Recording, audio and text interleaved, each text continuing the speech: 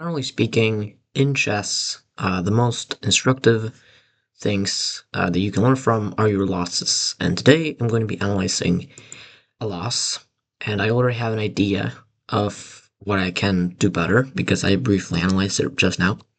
So I play the Sicilian defense. My opponent plays bishop c4, which is not a good move because it's just a target. I can just play e6, he goes knight f3, and I go a6, he goes here, and I go b5. So already have a pretty comfortable position. I already go d5, and here I understand that I have a big advantage. Because I just have a massive center, right? And in just a few moves, my opponent takes, plays this move, I just develop my knight.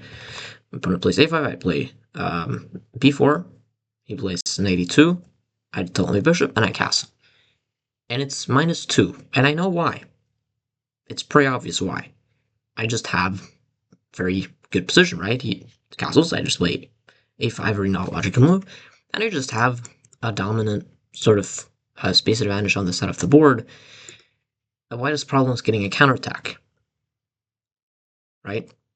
My opponent plays the move c3, trying to sort of do something there. Okay, I don't really care much. I push rook here, putting the rook on the file. Apparently, in the position I can play queen b6. There's a move I thought of. I don't know why I didn't play it. Probably was because of bishop b3. But turns out I can just play d4 here. And actually, I'm attacking his queen, which I missed. But okay, I played rook e8. He plays here. And now I played a big mistake. And this is where I can learn things from, right? So the move I played was the move c4. Yeah, the engine, I don't know if you guys can see the engine. You guys can see the engine. There we go. The engine says this is an inaccuracy. And the reason for this is, first of all, he can take on c4, which is not the move he played. I don't know why he didn't play this move. Actually, both of us missed this move, which is... that's pretty funny. It's a very unusual tactic, because, yeah, very, very weird tactic. But the problem with the move is that he played bishop c2, right? And strategically, playing the move c4 and just discarding, let's say there was no tactic here, this idea is wrong. And the reason for this is because the entire point of my position is attacking on the queen side. That's the entire meaning of my position. I have such a big space advantage here, right? So queen b6 makes so much sense, right? Now closing down that side of the board, then I can develop my knight, and I have a lot of play, right? I have a lot of pressure on this pawn. It's very difficult for him not to lose a pawn, and if he takes me, I just take back. That's just great. That helps me. But after going here and here, suddenly I have pretty much no queenside counterplay at all. And I thought here this pawn on a4 might be pretty weak, and that's true. Pawn on a4 is weak. But as it turns out, white is an attack as well. So what I should have realized here, obviously c4 bishop takes c4 is like the first sign, but that I should just play a move like queen f6 here. Queen b6. And after bishop b3, just play like bishop a6, and just kind of pick and prod on the position. I can develop my knight, then I give him my, I don't know. I'm not even that good at playing these positions, but it's very difficult for white to find an idea because the center is open, right? I always have the option of taking. This is always the weakness. For example, bishop e2, knight c6. Let's see. Let's say white just goes here. I could play just like b3 here, attacking the bishop for some reason. So the bishop, let's say, goes here, which I guess is almost forced. Now it's important you don't go here, you don't want to close everything off. Now you have no counterplay. Look at that, the engine already goes up. So you can see that I need to keep things open. So here, apparently, the best move is bishop f8. And this is the way it plays. So you have pressure down the e file, you have pressure here. This pawn is kind of restricting, and this pawn on a4 may be considered weak in an eventual endgame. But the point is, right, the point of all this is that I should remember that I need to keep the center open so that white never has an attack. So what ended up happening in the game is I closed down everything. I went bishop c8, which is not the best move. My idea with bishop c8 obviously is to stop him from playing g4. According to the engine, the best move is knight b7, g4, and knight e4 is the move. Okay, knight g3, and What? Wait, are you serious? Is that actually here? That's a move. The engine doesn't even recommend taking it. Bishop takes c5. Apparently this is completely losing. Completely losing. King moves, and then just queen b6. Or knight d6. Oh yeah, there's this. Okay. But I believe bishop c8 was knight f2, the only move for white to get an advantage, by the way, here. Knight f2 is his only move, he found it. I go here, he goes here. And I realize here that I just don't have the defense here. Like, I go here, he goes here. I realize that I have to be losing here. Like, he goes here, probably not the most accurate move. I go knight f8, which is actually the best move, believe it or not. There's not really anything else to do. My idea was, I'm kind of with my bishop, that's really the point. And also maybe queen d7 is the idea. He goes here. Here I was thinking of playing queen d7, which doesn't really work. Why didn't it work again? Queen d7. No, then he has this move, obviously. So I ended up taking on g4 because I didn't want his knight to go here. That would be very annoying. And I've equalized. I play f6, which is a reasonable move. Except actually, it's not a reasonable move. Here I should play queen d7, which I thought of, but I didn't like him to go here. But apparently now I can just move my queen away. And actually, the bishop is annoying for some reason for him. But top of the move is to go back somehow. So what if you go here? Let's see. The knight takes a4. The knight on f8 stops him from going here, I guess. The bishop e1 is still the top engine move, which is weird. Wait, what? Knight g3, knight takes b2? Bishop takes b2, a4, so I just sack a piece and go like this. That's a new idea.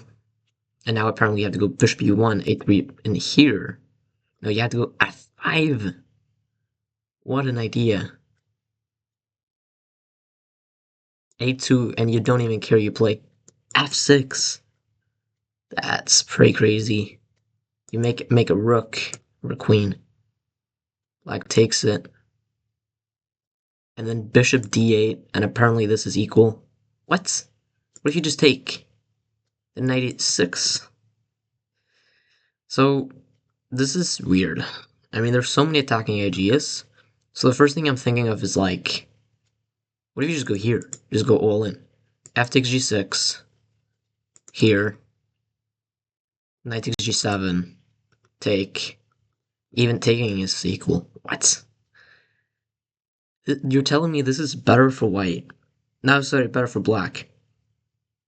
That's crazy. What if you just go here, though? Just queen e6. No, sorry, queen d6. This is insane. I mean, the thing is, right, in this position, you can also play king g8 or rook e6, but queen e6 is really the best move. I mean, that's inhumane. I ended up playing the move f6. He went here. I went here. He went here. I take, and I'm still winning a piece. I just won a piece. How did I lose this game? I'm up a piece. I'm actually a little bit unsure. How did I lose this game? Wow, so here actually. No, here? No, here. Right, so here I calculated, actually. Here I think I calculated the sequence to go from this position, but after h takes g7, I am losing. And I thought I can go here, because here, if he takes, I'm winning if I go queen f7. But he goes rook h1. I totally did not calculate this move, and I realized that I was losing. And he goes here, I go here. I go king f7, and he makes the queen, and I realize I'm cooked. Because, like, I was thinking maybe he's gonna go here, and then I'm gonna go here, then he's gonna take, and then I was hoping there would be some stalemate. Because I don't have any legal moves except for my queen and knight. Problem is, I have a knight, so there's not really any stalemate. But yeah, that's what I was thinking here for a long time. Yeah, there was no stalemate. But in this position, I should have played literally anything else. Because apparently here I can just play knight e6 and just fork him, and then I win. Which makes a lot of sense. The top of the move here is literally queen takes g7. And if the top of your move is queen takes g7, then you probably know that you're totally lost. And everything else is obviously losing.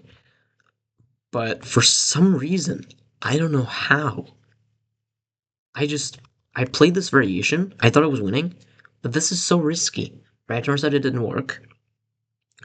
But I mean, I like risks, but you get the point. Like, this is extremely risky idea.